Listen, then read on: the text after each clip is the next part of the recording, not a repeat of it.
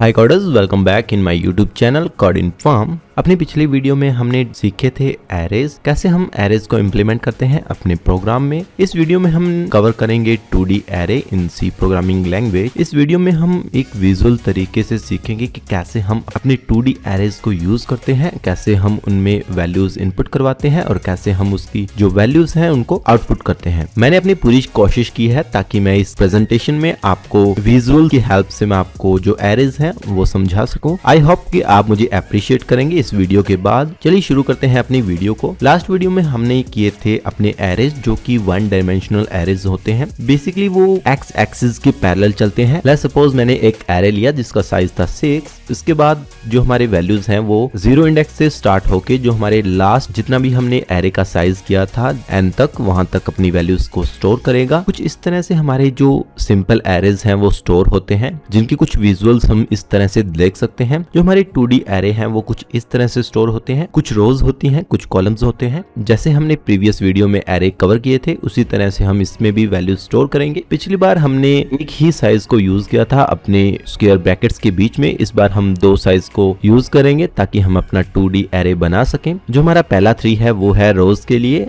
रो 1, रो 2, रो 3।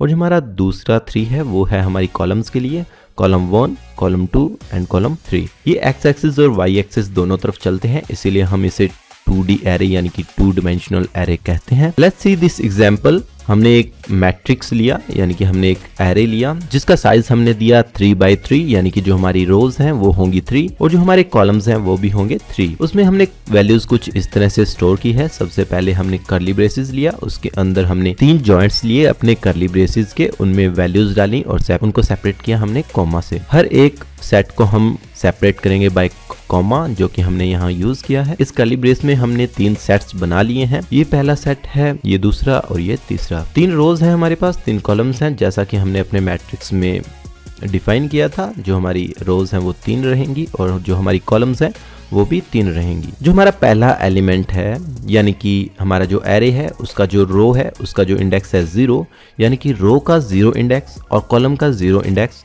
उस पे स्टोर होगा 1।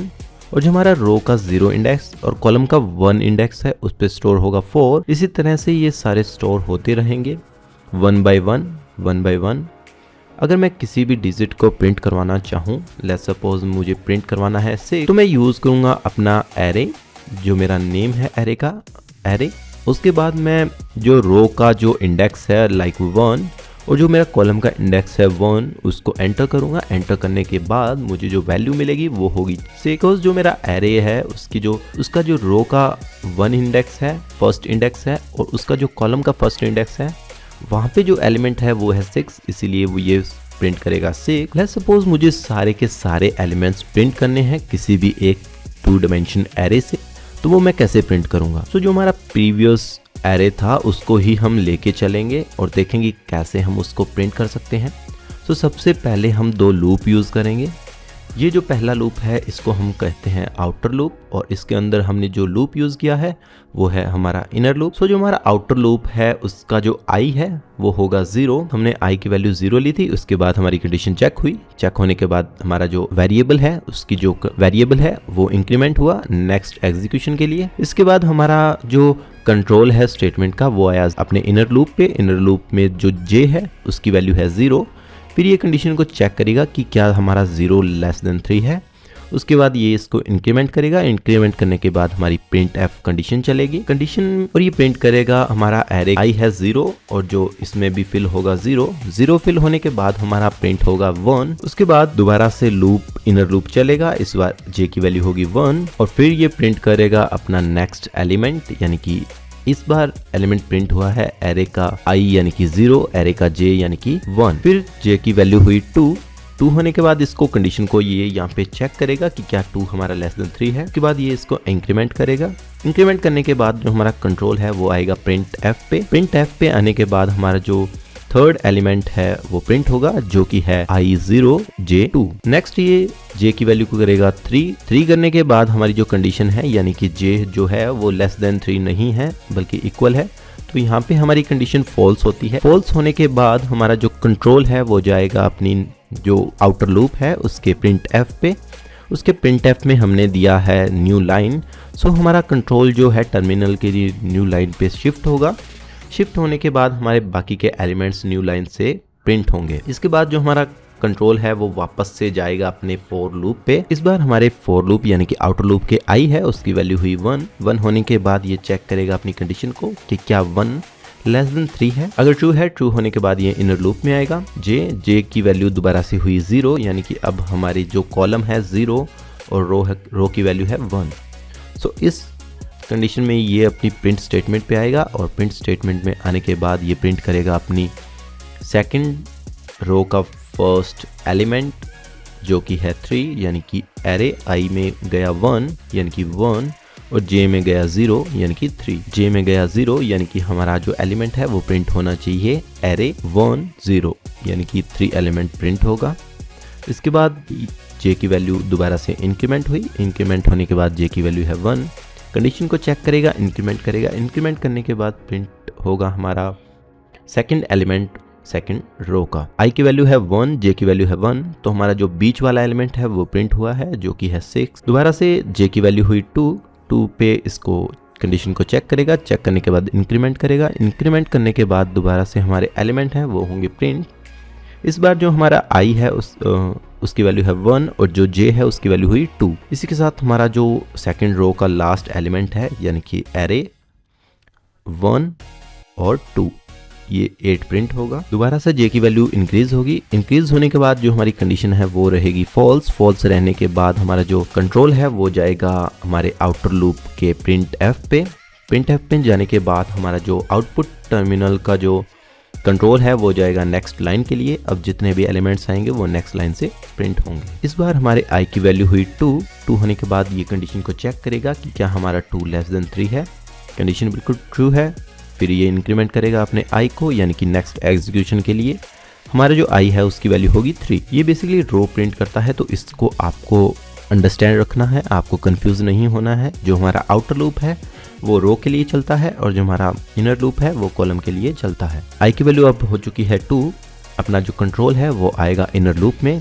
यहाँ पे जे की वैल्यू दोबारा से हुई 0 होने के बाद ये चेक करेगा कंडीशन चेक करने के बाद ये करेगा इंक्रीमेंट और उसके बाद जाएगा अपनी प्रिंट स्टेटमेंट पे। प्रिंट स्टेटमेंट पे जाने के बाद जो इस बार आई की वैल्यू है वो है 2 और जे की वैल्यू है 0।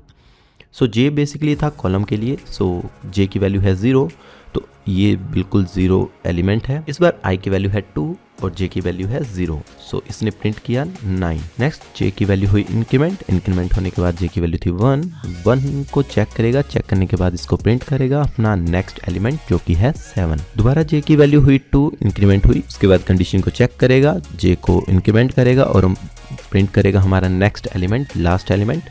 सो यहाँ पे जो हमारे आई है उसकी वैल्यू है 2 और जे है उसकी वैल्यू भी है 2। इसके बाद जे की वैल्यू हुई 3 होने के बाद जो हमारी ये कंडीशन है वो है फॉल्स होने पे हमारा जो कंट्रोल है वो जाएगा अपने आउटर लूप के प्रिंट एफ पे और जो जितने भी हमारे एलिमेंट्स हैं उनके लिए न्यू लाइन का जो कमांड है वो चला। जितने भी एलिमेंट्स होंगे वो नेक्स्ट लाइन में प्रिंट होंगे। दोबारा से फॉर लूप पे गया। फॉर लूप की वैल्यू हुई 3 होने के बाद ये चेक करेगा कंडीशन क्या हमारा आई यानी कि 3 लेस देन 3 है। सो ये कंडीशन फॉल्स है। जो हमारा 3 है वो 3 के इक्वल है। सो ये कंडीशन फॉल्स है। फॉल्स होने पे हमारा लूप अब नहीं चलेगा। तो हमारे जो रो और कॉलम को प्रिंट करने वाले लूप थे वो हुए टर्मिनेट होने के बाद हमारा प्रोग्राम फिनिश हुआ और हमें अपने आउटपुट में एक 3x3 का मैट्रिक्स मिल चुका है। हमारे आउटपुट्स जो हमने 2 डायमेंशन एरे में लिए थे वो मिल चुके हैं। अभी हम इसका जो एक एग्जाम्पल करेंगे अपने VS कोड में। आई होप कि आपने विजुअल की हेल्प से काफ़ी अच्छे से अंडरस्टैंड किया है कि कैसे हम अपने 2 डायमेंशन एरे पे लूप को चलाते हैं और प्रिंट करवाते हैं अपने स्टेटमेंट्स। सो चलिए चलते हैं अपने VS कोड में। VS कोड में आने के बाद मैंने एक इंटीजर लिया। इंटीजर में मैं अपने एरे का नेम लूँगा, इसके अंदर मैं वैल्यू स्टोर करूँगा। लेट्स सपोज मुझे चाहिए रो 2 और जो मेरी कॉलम्स हैं वो हों 3 और इसके अंदर मैं वैल्यू स्टोर करवाता हूँ। लाइक हमारा जो 2 डायमेंशन एरे है वो बन के रेडी हो चुका है। चलिए अभी इसे प्रिंट करवाते हैं अपनी फॉर लूप की हेल्प से। मैं यूज़ करूँगा फॉर लूप इंट आई। जो हमारी रो थी वो थी 2, तो इसको मैं चलाऊंगा 2 के लिए। आई को इंक्रीमेंट करेंगे। अभी मैं टाइप करूँगा अपना inner loop int j is equal to 0 और हमारा जे यानी कि हमारी कॉलम्स हैं वो हैं 3, तो मैं इसे लेस देन करूँगा 3 से। जे को करूँगा इंक्रीमेंट, प्रिंट करवाऊंगा अपने एलिमेंट्स, सो स्पेस के बाद %d, फिर स्पेस का यूज करूंगा। हमारा जो एरे का नेम है यानी कि ARR, इसमें जो रोज हैं वो हैं I और जो इसका कॉलम है यानी कि J उसको प्रिंट करेगा। आउटर लूप में हम एक printf यूज करेंगे जिसको हम यूज करेंगे अपनी लाइन चेंज के लिए। सेव किया, सेव करने के बाद रन करेंगे। जैसे ही मैंने सेव किया, सेव करने के बाद हमें अपना आउटपुट मिल चुका है। ये है एक 2 डायमेंशन एरे जिसमें 1 2 रोज हैं और इसमें 3 कॉलम्स हैं। जितने भी एलिमेंट्स थे वो प्रिंट हो चुके हैं। आई होप कि आपने इस वीडियो में काफ़ी अच्छे से अंडरस्टैंड कर लिया है अपने 2 डायमेंशन एरे को। अगर आपको वीडियो अच्छी लगी तो सब्सक्राइब ज़रूर करें कोडिनफॉर्म। ऐसे ही अपडेट्स और वीडियोस के लिए मुझे सब्सक्राइब करें यूट्यूब पे और इंस्टाग्राम पे, ताकि आप कोई भी अपडेट मिस ना कर सकें। वीडियो अच्छी लगी तो दोस्तों के साथ ज़रूर शेयर करें। Thanks for your love and support.